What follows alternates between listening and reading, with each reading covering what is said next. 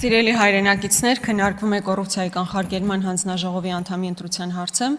եւ այդ շրջանակներում ես ուզում եմ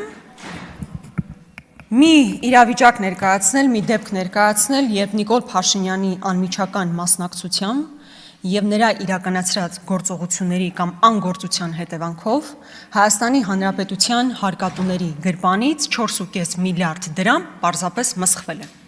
Սրա մասին ես առիթ ունեցել եմ տարբեր դեպքերով նկարագրել, բայց հիմա որոշակի հիմնավորումներ կփորձեմ ներկայացնել։ Խոսքը Fly Arna ավիաընկերության ձևավորման մասին է, դուք գիտեք, որ մեծ շուկով ստեղծվեց կազմակերպությունն ասեց, բա մենք պետք է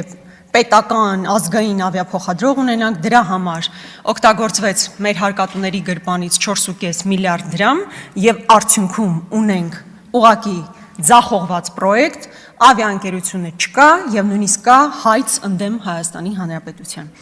Բայց քանի որ շատերին հարցնում են, բալավ դա ինչպես է տեղի ունեցել կամ Նիկոլ Փաշինյանը ինչ կապ ունի այդ ամբողջ գործընթացի մեջ, ես ուզում եմ հիմնավորում ներկայացնել։ Ուրեմն ես հիմա կփորձեմ կարդալ մի փոքր հատված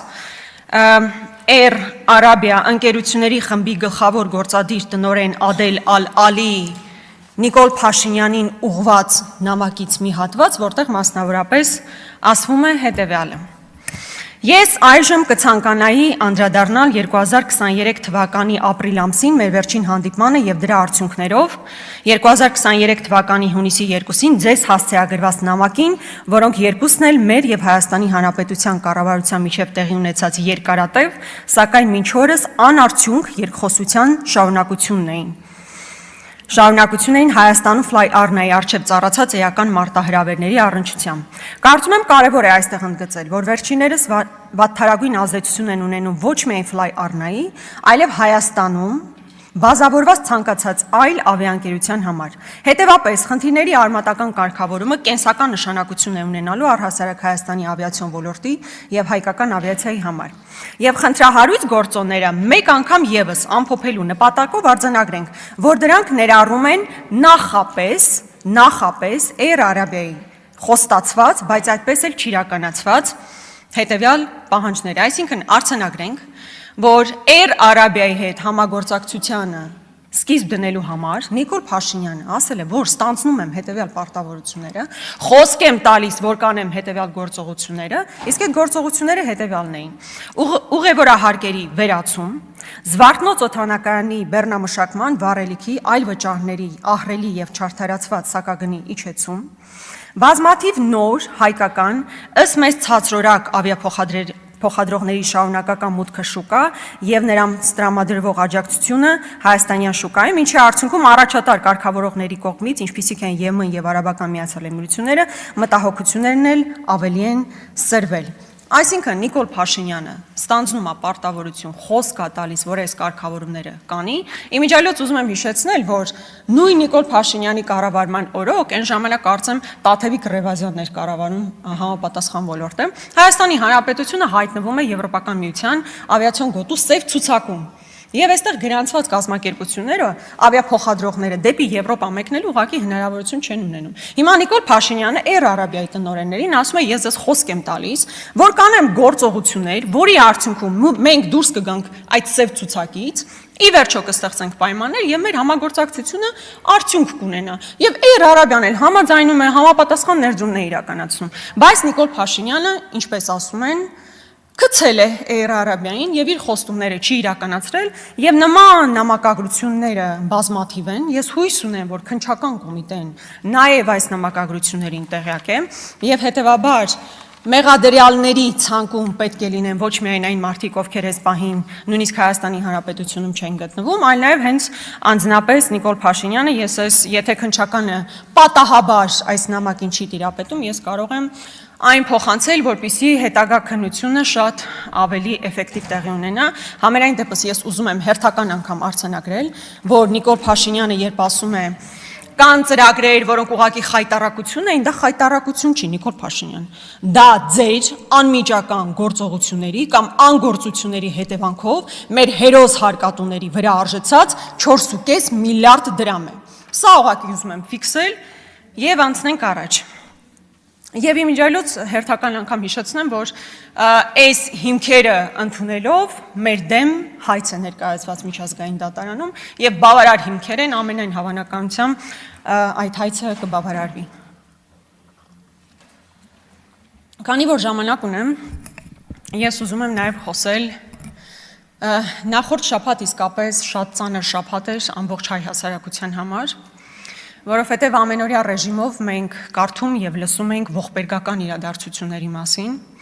Իրապես տպավորություն էր, որ մենք Սիցիլիայում ենք ապրում, ինչ որ մաֆիոզների մասին է, էկոպարեկներ, ովքեր թմրանյութի տրանզիտ են իրականացնում, ընդդիմադիր համայնքապետ է սպանվում, գնդակահարվում ամենադաժան ձևով, հա, եւ այս ամեն ինչի մասին իհարկե պետք է խոսել, նախ եւ առաջ ուզում եմ ցավակցություններս հենց այս ամբիոնից հնչեցնել Վալոդիա Գրիգորյանի ընտանիքին, Կարեն Աբրամյանի ընտանիքին, Մասիս Ասատրյանի ընտանիքին, Կապանցի Յուրա Մարգարյանի ընտանիքին եւ նրանց հարազատներին, որովհետեւ յուրաքանչյուր այս դեպքը իսկապես ողբերգություն է մեր բոլորիս համար։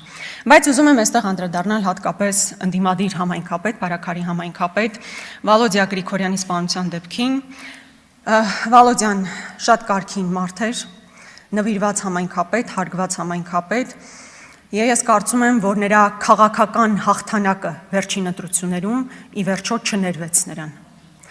Եվ գիտեք, քննչական կոմիտեն ի սկզբանե պաշտոնական վարկած է առաջարկում, որ դա անձնական վրեժխնդրության հողի վրա է տեղի ունեցել։ Հիմա եկեք իրար հետ հասկանանք։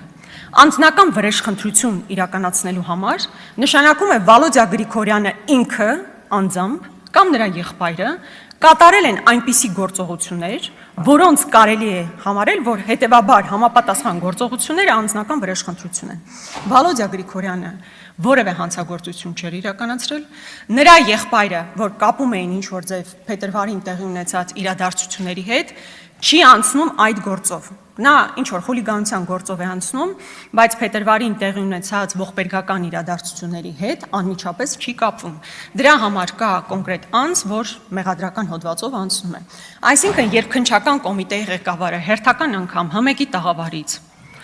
անպատասխանատու կերպով ասում է, որ գործը բացահայտված է եւ դրա հիմնական հիմքը անձնական վրեժխնդրությունն է, նաեւ պետքա հիմնավորի, թե այդ անձնական վրեժխնդրությունը ինչ հիմքով էր, եթե Վալոդիա Գրիգորյանը եւ նրա եղբայրն անձնապես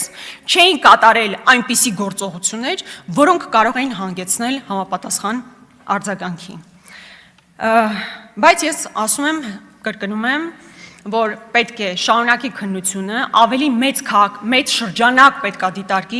դիտարկվի, թե ընդհանրապես ինչու է տեղի ունեցել այս ողբերգական իրադարձությունը։ Ես կարծում եմ քննչական կոմիտեն պետք է քննության առարկա դարձնի նաև այն հանգամանքը, թե ինչու ի վերջո նրա Վալոդիա Գրիգորյանի նաև քաղաքական հակառակորդ, օրինակ Մհեր Ախտոյանը 10 օր առաջ մեկնում է Հայաստանի Հանրապետությունից եւ նրան ճանապարհում է այն նույն անձը, ով հետագային պետք է իրականացներ այդ սպանությունը, որը կարծես թե մինչև այսօր որևէ քննարկման առիթ չի դարձել։ Բայց առհասարակ պետք է այստեղ հատուկ շեշտադրել նաեւ իրավապահ համակարգի բարձի թողի վիճակը։ Բարձի թողի վիճակը պարզապես։ Շատ լավ իմանալով, որ տվյալ համայնքում կա որոշակի խնդիր, տվյալ անձը, մարդասպանը, համենայն դեպս իր խոստովանությամբ, որ ինքն է իրականացրել, մեկ ամիս շարունակ գնացել է կրակել է սովորել։ Տան շրջակայքում որոշակի քննություն է իրականացրել, փորձել է հասկանալ ինչ ձևով մոտենալ եւ այլն եւ այլն։ Բայց փոքր համայնքում հնարավոր չէ այդ ամեն ինչը տեսնել։ Չեն տեսել իսկապես այդ ամեն ինչը։ Թե ոստիկանությունը միայն նրա համար է, որ եկեղեցու գրոհելու հրաման ստանա, կամ ընդդիմադիրներին հետապնդեն։ Միքայել Աչապահյանին համար 2.5 տարի, թե 2.6 տարի ազատազրկում են դատախազությունը պահանջել, այն նույն ժամանակ, երբ օրինակ Արաքսում տեղի ունեցած սպանության գործով անցնող մարդը մեկ անգամ արդեն կրակելու համար հիմա ընթանում է քննությունը։ Հասկանում եք, մարդը կրակել է, այս պահին գտնվում է ազատության մեջ։ Իսկ օրինակ Միքայել Աչապահյանը իր հայտարարությունների համար, իր հարցազրույցի խոսքի համար դատախազությունը պահանջում է 2.6 տարվա ազատազրկում։ Սա այն ամենն է, ինչ պետք է իմանալ այսօրվա իշխանությունների առաջնահերթությունների մասին եւ ընդհանրապես իրավապահ համակարգի գործունեության մասին։ Այսինքն, եթե դու ընդդիմադիր ես, պետք է կամ հետապնդվես քաղաքական առումով, իսկ ոստիկանությունը միայն Նիկոլ Փաշինյանի աթոռը պահելու համար է եւ ոչ թե երկրում կարգ ու կանոն հաստատել։